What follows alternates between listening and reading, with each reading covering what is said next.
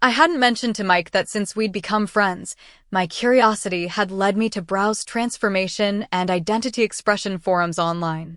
Most of what I found there felt exaggerated and sensationalized, not at all what Mike had described to me. But then there were the sincere stories, people who, like him, weren't dressing for shock value, but because it felt true to who they were.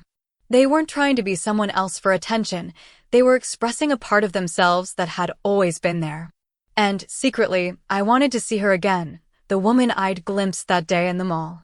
But I couldn't bring myself to ask Mike outright. He was my friend, and I didn't want him to think I was treating his identity like a spectacle.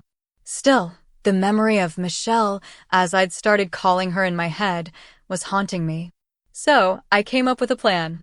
I booked a table at a beautiful Italian restaurant in a nearby town where no one would recognize us. Then, one Saturday morning, I picked up the phone. "Hi Mike, it's Steve," I said. "Morning, mate," he answered groggily. We'd been out late the night before. "Listen, I need a favor," I began, hesitating. "Sure. What's up?" "It's about Michelle. I've wanted to take her out for ages, and I've booked a table at Via Dora tonight," I said quickly, the words tumbling out. "I'd really like to take her to dinner, but I'm too shy to ask myself. Could you ask her for me?" There was a long silence. "Mike? You there? You want to take Michelle out?" he said carefully. "Yeah," I replied nervously. "It's a lovely place. I've wanted to see her again for a long time." Sweat was already forming on my forehead. I'd ask her myself, but, well, I never see her. "You're sure about this?" he asked. "Yes. Please ask her," I said earnestly. "I'm sure she'd be delighted," Mike replied after a pause, though I could hear the uncertainty in his voice. "Great. Tell her I'll pick her up at 8. "Thanks, Mike." I hung up before I lost my nerve. My heart was pounding. The rest of the day felt like waiting for a first date. I bought new clothes, the first I'd purchased since my marriage ended, and got a haircut. By 7, I felt sharper and more alive than I had in years. As 8 o'clock approached, I paced nervously, wondering who would open the door, Mike or Michelle. I needn't have worried. When the door opened, Michelle stood there in a stunning pale blue chiffon dress. She took my breath away. Her dark hair framed her face perfectly, and a delicate gold necklace glinted softly in the light. I must have been staring, because she smiled and teased, "Don't you know it's rude to stare, Steve?" I'm sorry," I stammered. "You're even more beautiful than I remembered." She blushed and looked down. "Really," I said, smiling, "you're a knockout." Dinner was magical. At no point did I feel like I was sitting across from a man in women's clothing. Michelle was confident, graceful, and radiant. The conversation, though awkward at first, soon flowed naturally, different from any talk Mike and I had ever had. In fact, Mike never crossed my mind once that night. After dinner, I drove her home, and she invited me in for coffee.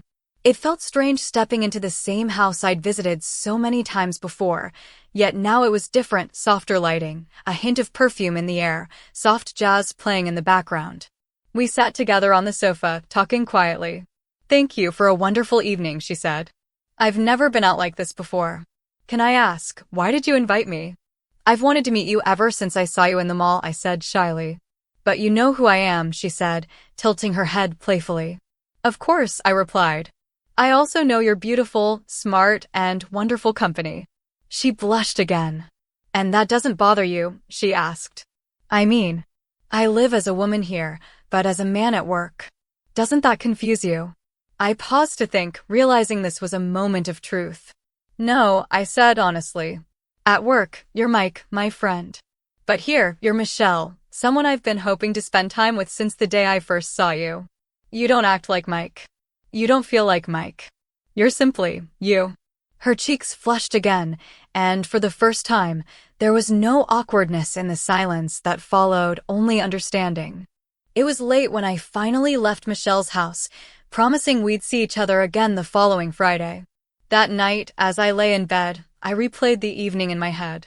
I knew it was Mike beneath the makeup, and yet it wasn't. Michelle felt like a completely different person. There was no loud laughter, no crude jokes, no guy talk. Even her home felt different. The music, the atmosphere, the warmth. I realized with some surprise that I was actually a little sad that I might not see Mike again. Hope he doesn't mind too much, I murmured with a small laugh. The following Friday was just as wonderful. Michelle's sense of style was incredible. This time, she wore a soft green skirt with a subtle slit at the side and a simple blouse that looked effortlessly elegant. Our conversations had grown deeper and more personal, and time seemed to disappear whenever we were together. One evening, our talk took an unexpected turn. Michelle asked me what I found most appealing in a woman, what truly caught my eye. I admitted that surface-level things didn't interest me much. I told her I preferred subtlety over anything too obvious, like the elegance of a well-chosen outfit or the confidence that comes from someone feeling comfortable in their own skin. I explained that small details, a hint of fabric, the graceful outline of clothing, or a gentle, understated style, always felt far more intriguing and beautiful to me. She listened carefully, asking thoughtful follow-up questions about what I found attractive and why. It was clear she was trying to understand my perspective, not to judge, but to connect. Then she asked something unexpected. "Have you ever tried wearing anything designed for women?" she asked gently. The question caught me off guard. "Honestly, no," I replied, laughing nervously. "I've never even thought about it. It's just not something that ever came up." I admitted that the topic always felt off-limits growing up, something men weren't supposed to be curious about, even if, secretly, they were. We both laughed about how embarrassed men get when walking past the women's section in a store, pretending not to look at anything. I sensed the conversation was leading somewhere, but I wasn't sure where until later that night. As I was leaving, Michelle handed me a small, gift-wrapped box. "A little thank you," she said with a soft smile, "for all the wonderful evenings we've shared." I began to untie the ribbon, but she gently stopped me. "Not now," she whispered. "Open it when you're home." There was something about the way she said it, the glimmer in her eyes, the warmth of her smile, that made my heart race. I wanted to stay. I wanted to kiss her. But instead, I just promised to call her tomorrow. Later that night, back at home, I noticed the small box sitting on my chair. My curiosity got the better of me. I untied the ribbon and opened it. Inside was a carefully folded set of soft, beautifully made items, something clearly chosen with thought and intention. I ran my fingers over the delicate fabric, surprised at how light and smooth it felt, and how much care had gone into picking them out. It wasn't just a gift, it was an invitation. An invitation to understand, to empathize, and maybe, to step into Michelle's world, even just a little. That night, curiosity got the better of me. I carefully opened the small box again and gently lifted out the final pieces Michelle had gifted me, a pair of beautifully delicate, lace-topped stockings. They felt impossibly light in my hands, almost like holding a whisper. For a long moment, I just stared at them, debating whether I should try them on. After all, no one would ever know. And yet, part of me wanted to understand what Michelle felt when she talked about the comfort, the confidence, and the joy that came from expressing a different side of herself. Tentatively, I slipped one stocking over my foot. The smooth, soft fabric slid up my leg, changing how I felt in a way I hadn't expected. It wasn't just the physical sensation, it was the idea of stepping into a new experience, of exploring something I'd always considered off-limits. It felt strangely freeing. One by one, I tried on the rest of the pieces, not for thrills, but to understand. To see what Michelle saw. As I caught my reflection in the mirror, however, the image was jarring. There I was, still undeniably me, wearing something I'd only ever associated with someone else. It felt mismatched, confusing even, like I was peeking into a world I didn't fully belong to. The feeling left me thoughtful. I carefully folded the garments back into the box, deciding I would return them to Michelle and ask her to wear them instead. Somehow, I knew they'd always suit her more than they ever could me. I woke the next morning after a restless sleep filled with strange dreams of walking into work dressed differently, of trying to hide parts of myself I didn't yet understand. It was confusing, but also illuminating. Around 10, the phone rang. It was Michelle.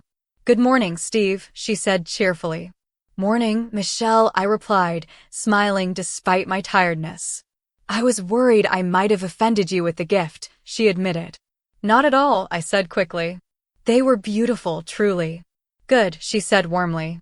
I'm making pasta tonight and was hoping you'd come help me eat it. A spark of excitement lit up inside me. I'd love that, I said. I'll bring the wine. Perfect. Come by around 5, we'll make a night of it. I arrived on time, wine in hand, and the little box tucked under my arm. Steve, she said with a wide smile, gently pulling me inside. I wouldn't miss it, I replied. It's not every day a beautiful woman invites me to dinner. I handed her the bag. I brought these back. They'd look much better on you than on me. She didn't seem offended at all. Thank you, she said softly, setting them aside. We settled on the sofa with glasses of wine. The atmosphere felt different this time, warmer, more intimate. She tucked her legs up beside her and gave me a playful, knowing look. So, what did you really think of the gift? She asked. I hesitated before answering honestly. They were exquisite. Softer and more delicate than anything I've ever seen. I never realized clothing could feel that way. Her eyes sparkled. Did you try them on? She asked quietly. I paused, then nodded. Yes, just to understand. And, honestly, it made me realize how much I still have to learn. I swallowed hard. This was the question I'd been half expecting and half dreading. Yes, I admitted honestly, meeting her gaze. There was a faint, knowing smile on her lips, not mocking, but almost proud. And how did it feel? She asked softly. Amazing, I said. It was unlike anything I've felt before. But then I looked in the mirror and all I could see was a man clumsily dressed in women's clothes. I didn't look graceful or beautiful, just awkward and out of place. Michelle nodded slowly. I know exactly what that feels like, she said quietly. I started there too. No, I protested. You're stunning. Absolutely breathtaking. You make it look effortless. She laughed gently. Believe me, I wasn't always. But I learned. And if you'd let me, I could show you how different it feels when it's done properly. Show me? I asked, raising an eyebrow. Let me style you, she said. Completely. Head to toe. I'll do everything: clothes, makeup, hair, and if you hate it, we'll never speak of it again. I hesitated. It was a bold proposition. But deep down, I was curious, not just about how I'd look, but how I'd feel. As long as it stayed between us, what was the harm? All right, I said finally, smiling. I'm yours for the evening. Do your worst. She grinned and led me to her bedroom, a calm, softly lit space that felt like stepping into another world. It was neat, feminine, and comforting, with pale pink accents and heavy curtains drawn shut. All right, she said, clapping her hands together. Time to start fresh. Off with the clothes. I chuckled nervously but complied, changing into a simple base layer she handed me, nothing revealing, just soft, tailored pieces designed to help everything fit properly. Piece by piece, she guided me through the process, explaining each choice as she went. The fabrics were light, smooth, and unfamiliar against my skin, and yet strangely calming.